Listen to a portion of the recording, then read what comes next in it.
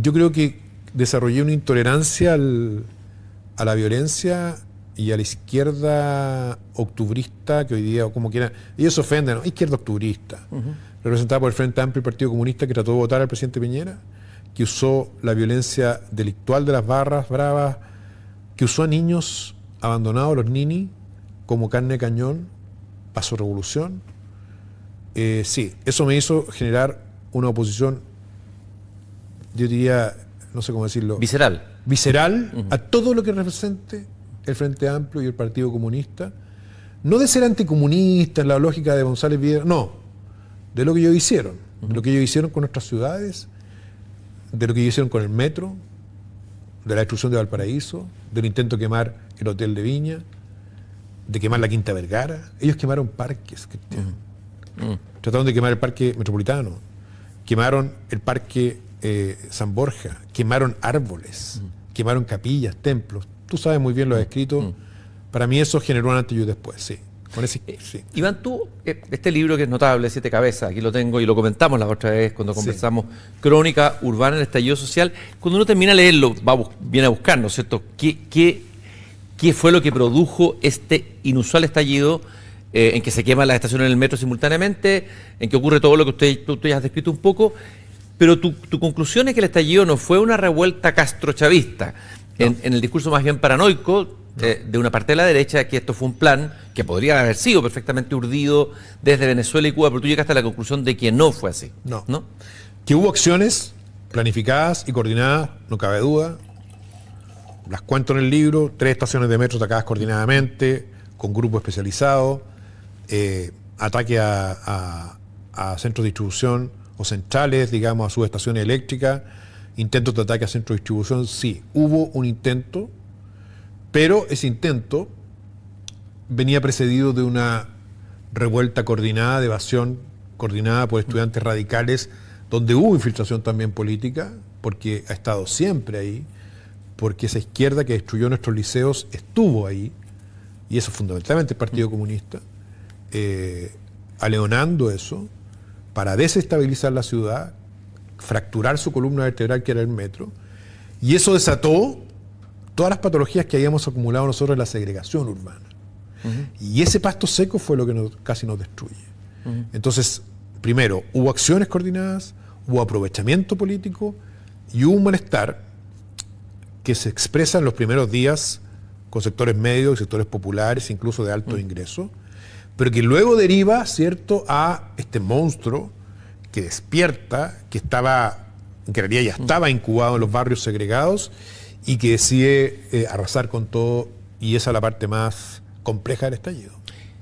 Después de lo que pasó con el capitán Ojeda, que claramente al parecer intervino de alguna manera indirectamente a través del tren de Aragua la inteligencia venezolana, ¿no cambió no te bajó la duda de que podría haber habido una intervención extranjera? No, yo creo que, la intervención extranjera, lo que pasa es que yo hice un trabajo, según Ascanio Cavallo, de nuevo periodismo, y ahí soy un periodista wannabe, o frustrado.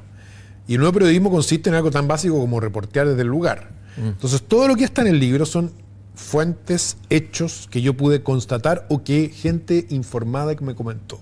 Yo descarté informes que hablaban de 2.000 agentes cubanos porque nunca tuvieron sustento legal, pero no cabe duda que hubo un ataque planificado que todo indica tuvo componente extranjero.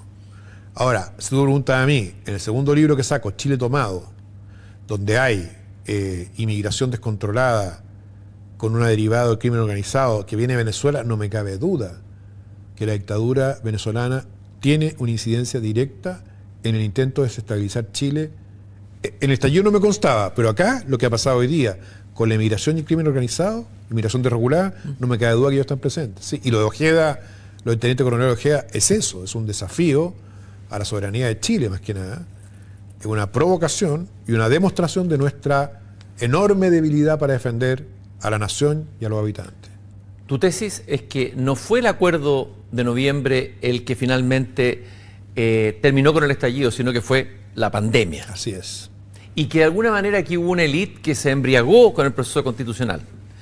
y una élite desvinculada. Desarrolla brevemente eso. Lo que pasa es que en un momento que el presidente Piñera está absolutamente nunca lo vi sobrepasado, pero sí muy presionado por los hechos, con una presión muy fuerte de sacar militares, aparece esta idea de suscribir este acuerdo de paz y nueva constitución, que la verdad fue un golazo de la izquierda, porque las demandas sociales, primero, había un componente delictual, insurreccional y de votar el gobierno. Para mí, y lo he dicho siempre, el Frente Amplio y el Partido Comunista hicieron un golpe de Estado frustrado. Trataron de votar a un presidente electo usando el lumpen, les fue mal, porque el Frente Amplio no concreta nada y el Partido Comunista le faltó tiempo. O sea, gracias a la incompetencia del Frente Amplio no votaron a Piñera, pero quisieron hacerlo. ¿Ya? Entonces, ese intento de golpe, que fue pegarle y después acusarlo constitucionalmente, hizo que el presidente tratara de buscar una alianza con los partidos. Y ahí surge la idea del acuerdo de paz y una nueva constitución, que era en el fondo una demanda de la izquierda octubrista, mucho más antes que el estallido. Siempre querían modificar la constitución. Y la meten de golazo. Y eso fue un error, haberlo comprado. Un error grave. Pero el error prosiguió, porque asumieron, quienes lideraron ese proceso desde el gobierno y desde la oposición, que ese acuerdo había tenido alguna incidencia en el estallido. Y no tuvo ninguna. Yo lo demuestro con hechos, sobre todo en Chile Tomado. Cómo la violencia siguió. Cómo los intentos para votar al presidente Piñera siguieron. Cómo las asonadas golpistas de estos jóvenes revolucionarios ABC1 siguieron, aleonando al lumpen. Y todo termina con la pandemia. Pero lo que es increíble es que con el dolor que genera la pandemia, que es un segundo golpe, ningún país resiste una crisis social en una pandemia. Todos tuvieron pandemia, pero no precedida de una crisis social. Lo increíble es que después de salir de ese infierno, con un proceso fallado, que fue el proceso octubrista que rechazamos, esta misma élite que negoció con la izquierda haya ido por unos segundos. Eso para mí, hasta el día de hoy, es incomprensible. Y creo que refleja la profunda desconexión que existe entre esa élite política, intelectual, porque estoy hablando acá de centros de estudio, de partidos políticos, con los dolores que tiene el país real, que los hace, pese al primer rechazo y a la cantidad de problemas que tenemos en el país, embarcarse en un segundo intento, remedio de acuerdo institucional que es rechazado por segunda vez. Y pese a ello, algunos persisten desde la izquierda con amenazas y desde la derecha con teorías sobre el sistema político en volver a reformar la Constitución. Yo lo encuentro delirante. Oye, Iván, tú has hablado de que la élite chilena se ha autosegregado. Sí. A ver, ¿qué significa y qué implica? Describe un poco eso. Uno se habla de la segregación, ahora la segregación de los sectores populares.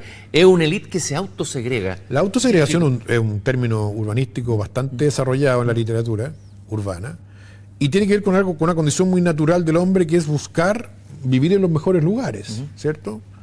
Tratar de vivir en los mejores lugares, los lugares más protegidos. Pero lo que ocurre cuando Santiago, que es una ciudad muy segregada en el sentido que los contrastes son muy grandes entre los sectores ricos y los sectores medios y los sectores populares, cuando eso se mantiene en un sector geográfico, que es una particularidad de Santiago, que no tiene Concepción y que no tiene Viña, ese sector geográfico, cuando se empieza a concentrar ahí todos los atributos de la ciudad y queda al margen del estallido y de la pandemia, porque ahí no llegaron cosas muy menores, lo que se genera, ¿cierto?, es una autosegregación que es encerrarse más en ese mundo como una sensación natural de protegerse de lo que está ocurriendo afuera. Y ese encierro lo que genera es que aparezcan realidades que no tienen que, aparezcan constructos, ¿cierto?, intelectuales que no tienen que ver con el país o con el resto del país. Y que están creados bajo la tranquilidad, el clima opiáceo casi, que da esta falsa calma que se vive en la ciudad autosegregada. Y eso fue fatal, porque ahí viven los editores de los medios, ahí viven los intelectuales, los líderes de los partidos políticos, los periodistas, incluso muchos políticos que avivaban esta comilla revuelta, vivían ahí.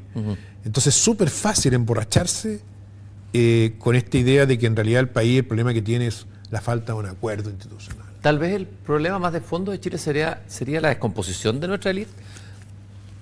Yo creo que el problema de fondo es es la concentración de nuestra élite en un territorio de 3.000 hectáreas, 3.500 hectáreas, de una ciudad, de una región,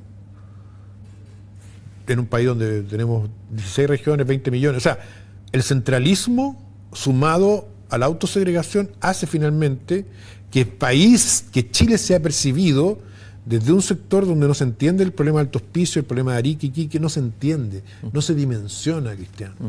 No se dimensiona lo que es tener 40.000 habitantes viviendo en una toma controlada por grupos de crimen organizado en Alto Hospicio. No se dimensiona lo que es tener el borde de Arica, toda la extensión de Arica con toma, o lo que es tener el centro del Paraíso transformado en un baño. Claro, yo voy a un seminario y lo veo, pero vuelvo a la ciudad autosegregada y digo, bueno, ¿qué sigue, digamos? Porque esto no es... Y eso es muy jodido. Y por eso que Parisi gana en el norte. Cuando Parisi gana en el norte, todos se sorprenden, es porque Parisi logra decirle en el norte, saben que yo los voy a escuchar a ustedes, y le habla a la gente del norte de los problemas que el norte tiene. ¿Y cómo ven a Parisi desde la ciudad autosegregada? Como un populista, como un vendedor de pomada. Y no fue eso. Por lo tanto, yo diría que el gran problema que tenemos nosotros hoy día, más que la descomposición de la élite, es su autosegregación física, geográfica, en un espacio, en una sola ciudad, donde es fácil creer que el principal problema de Chile es el sistema político, que es una locura, porque puede ser uno de los problemas, pero es mucho, mucho más peligroso el problema del crimen organizado, o la violencia en la escuela, o la deserción escolar, por decirte algunas cosas. Y creo que eso, si sigue así, vamos a estar en problemas serios, porque en esa ciudad autosegregada hay en todos los actores que toman decisiones en la empresa, en la política, en los medios y en la cultura.